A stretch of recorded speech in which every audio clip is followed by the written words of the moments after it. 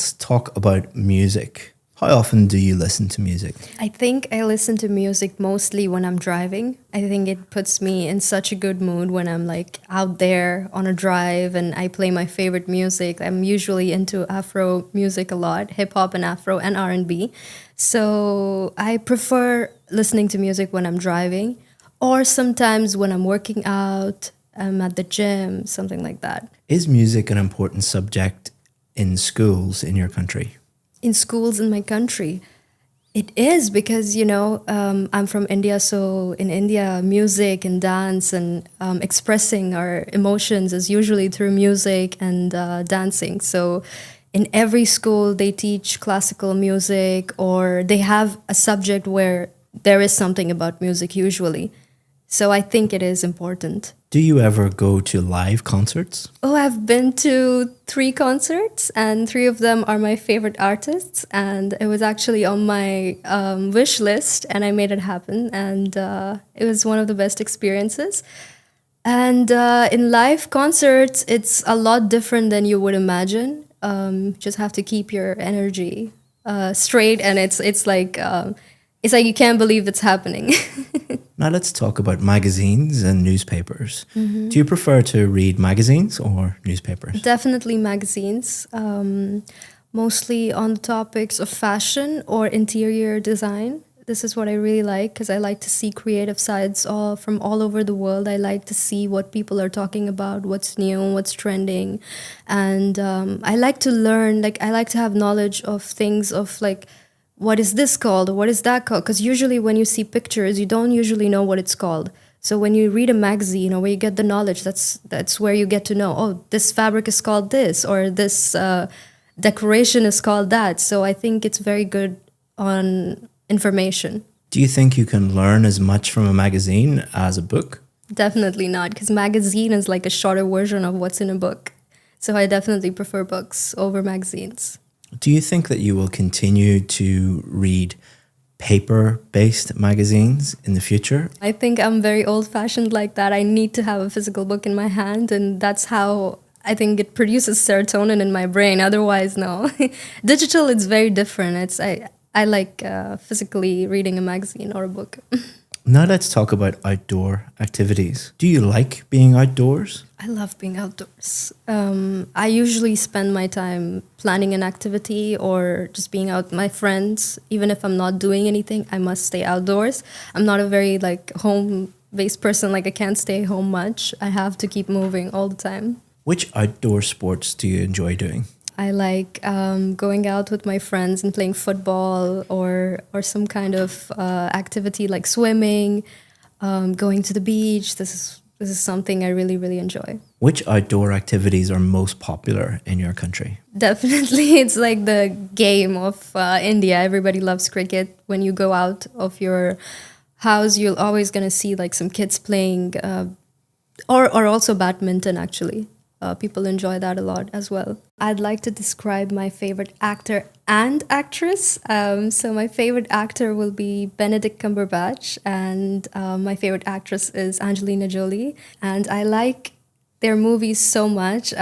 They usually star in action films or mystery films, and that's very similar to where I am. Like in my personal life, I love mysterious stuff. I'm like always into like detective theories or mystery books and stuff like that. So I always watch movies as such, and their acting is on point. It's always number one. And I like Angelina Jolie also for her humanitarian work that she does throughout her life. She's been very present with charity work and making sure that a lot of kids are fed in countries which are unfortunate. And I really like that about her. And I also like how fierce she is.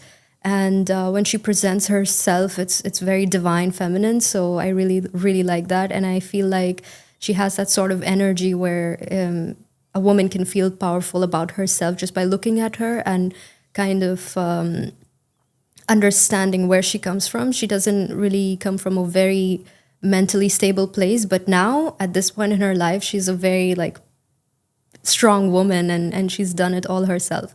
And Benedict Cumberbatch, I actually watched his TV show, which was called Sherlock, and I am a crazy Sherlock fan. I love mystery, like I said, and detective stories and everything. And him playing that really showed me what kind of an incredible actor he is, because I felt like I'm watching Sherlock Holmes from the books and not an actor on screen.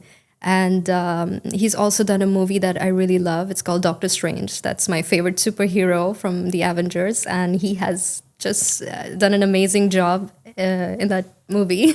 So we've been talking about a famous actress and actor that you enjoy. And we're going to continue to talk about movies and theatre. What are the most popular types of movies in your country? It would be... To thank you for watching this video, I want to give you a free course that has helped thousands of students improve their IELTS speaking score. What it's going to do is take you through every single part of the test and give you strategies for part 1, part 2 and part 3, and also allow you to practice at home for free and get feedback. To sign up for that for free, all you have to do is just click the link in the description. Thanks very much, and let's get back to the video. It would be action and drama, definitely something that has to do with emotional connection. It's usually fictional, that I would say, and also comedy. Yeah, there's a lot of comedy that goes on in the films that are coming out now and from India. Do you think that going to the cinema will be as popular in the future? I think 50-50, yeah. I'm not sure about that, but it looks like people enjoy watching movies at home, and it's not as much exciting as it used to be back then. And I think probably, yes, it would be more digitally available at home, and probably, yeah. Now let's talk about the theatre. How strong a tradition is it today in your country to go to the theatre? Mostly, I think in out of city areas, actually. It's mostly now as an activity that families go to with their kids, just to show a play to their kids and to introduce them to this form of culture and activity. I think it's more of that now. Theater is not as much popularized back in India as much as cinema and film and movies are. So I think that is kind of on the back seat. It's not so much as it used to be. Do you think that theatre should be run as a business or as a public service? Ooh, I think both. I think it goes hand in hand, so that people can be employed as well at the same time, and it is of a public service at the same time. I think that people do enjoy it, but at the same time, it could be used as an excuse and used as like an opportunity. What I mean to employ people, and because there's a lot of people who would love to do acting, but they can't really make it in the movies. So maybe they could use theater as their hobby. So I think, yeah, both can go hand in hand. In some countries, governments pay theatres to put on shows for the public. Do you think this is a good use of public money? It depends on whether or not if it's free to the public. Because if you're charging for them to see that play, then it doesn't make any sense, is what I think. And I think that it shouldn't be this way in the first place. I think it should be available freely to the people. Yeah. Let me give you some feedback on your performance. So you're hoping to get a band 9. And I'll go through the 4 marking criteria. Okay. So pronunciation, fluency and coherence, grammar and vocabulary. So let's start off with your pronunciation. To thank you for making it this far in the video, I want to give you 10% off our VIP course. The IELTS VIP course is the most successful IELTS course in the world. That is a fact because we have more band 7, 8 and 9 success stories than any other IELTS course in the entire world. We do that by simplifying the whole IELTS process, supporting you with some of the best IELTS teachers in the world, and being with you every step of the way until you get the score that you need. All you have to do is just look down in the description, just click that, and you can sign up. If you have any questions about the VIP course, always feel free to get in touch with us. We answer 100% of the questions that we get. Hope that you become a VIP. If not, enjoy the rest of this free video. Pronunciation is one of your strong points. Oh, okay. The examiner will be thinking, can I understand what this person is saying? How clear are they? And then some higher level pronunciation features like intonation, for example. I can understand 100% of what you're saying. You do have a hint of an accent, but it is extremely clear listening to you. For anyone watching who has an Indian accent, they shouldn't feel bad about it or anything like that. Yes. You know, you shouldn't try and remove your accent. I think it's about speaking as clearly as possible, Yes. but you certainly do. You also use intonation extremely well. So we use intonation to convey meaning. For example, when you came in here today and I said, please sit down, very flat intonation going down. Do I sound happy or rude or A bit serious? rude. Yeah, a bit Serious. rude, a bit serious. But if I said, please sit down, my intonation is going up. It sounds completely different, but the words are Yes. exactly the same. So you use intonation like that a lot to show that you're excited about something, that you're happy about it, that you're serious about something in a very, very high level way, which is very difficult to learn. Oh, thank you. And you do it very naturally. You also use connected speech. So, for example, if you were talking about movies, someone learning English might say, do you want to go to the cinema? But someone at a high level like yourself, do you want to go? Want to go sounds like one word, want to go, because you're connecting all the speech Yeah. up. You do that a lot and very naturally. You also use sentence stress, where you emphasize certain words. That's your coffee. So you're emphasizing that word because that's the most important word. It's very difficult to teach that. It takes a long time to learn. Wow. So you're doing very well in that Thank you. area. Fluency is, are you able to speak without unnatural pauses, without unnatural hesitation? And there's two reasons why people pause and that type of thing, audible pauses like that. One reason is they're learning a language and they're trying to think, should I use present simple or present perfect, or what's the correct adjective to use? You don't do that because your language is at quite a high level. You do sometimes pause and think and hesitate a little bit for the second reason, which is trying to think of ideas. So you can tell, especially in the part 3, you were formulating ideas and you were, let me think about that, and pausing a little bit, but that's natural. And a good examiner knows the difference between those two things. So they're not going to give you a low mark for pausing or hesitating a little bit for thinking of the idea. Now, coherence is different. It's, did you answer the question, and did you develop your answers a little bit more? You need to be a little bit careful. For example, the first question I asked you, how often do you listen to music? And you told me about when you listen to music. So that's slightly different. Now, the examiner will base their score on all of your answers. It's not like, oh, she slightly didn't answer that question in one question. Give her a low score. That's not how it works. And the way that you answered that question by saying, I listen to music in the car and I listen to it in the, I think you said When I drive. When I drive. Yeah. You're answering the question implicitly. By implication, I know how often you listen to it. You should try to answer each question explicitly. How often do you? Every day. I don't think that this is an issue for you today, but imagine you go and do the test. Imagine you have a Canadian visa application. And it's like, if I don't get this, I can't go and meet, my family or I can't do whatever I want to do.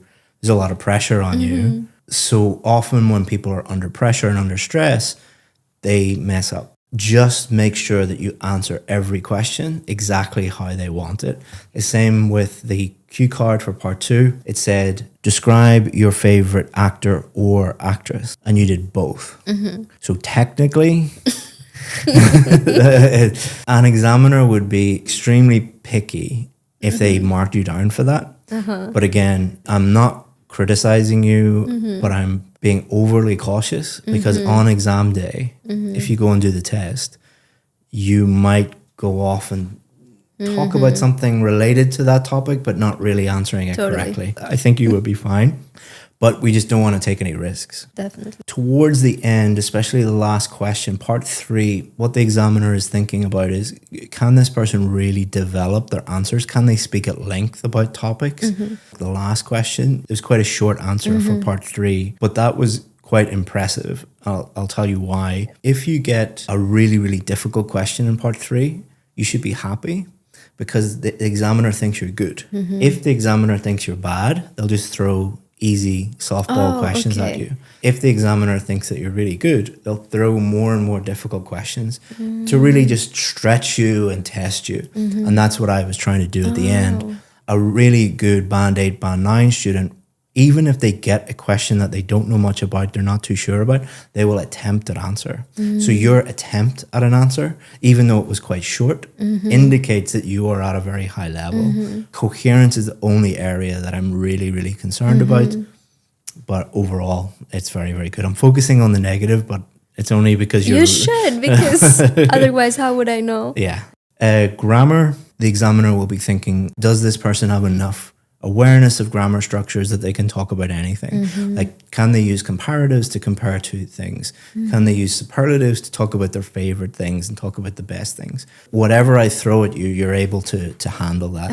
And they'll also then think about, how many grammar mistakes are you making? I think I only heard one or two small slips. I think a preposition slip or an article slip. But that is comparable to a native English speaker. If you listen to native English speakers speak for 15, 20 minutes, they'll make little preposition errors or subject-verb agreement errors. So that's natural. So don't need to worry about that. And your vocabulary is also excellent. For example, this. You use very topic-specific words and idiomatic language, which is great. Only very high-level students actually do that. So your final band score would be the highest one, which is a band 9. No way. Thank you so much. Yeah. That's amazing. But, if on test day you didn't answer the questions in part 1, you didn't really answer the question in part 2, and you didn't develop your answers enough in part 3, that would drop you down a little bit. Not hugely, but just be careful with that. All right. Less than 1% of people get a band 9. Oh, wow. Yeah. So there you go. Well done. Thank you.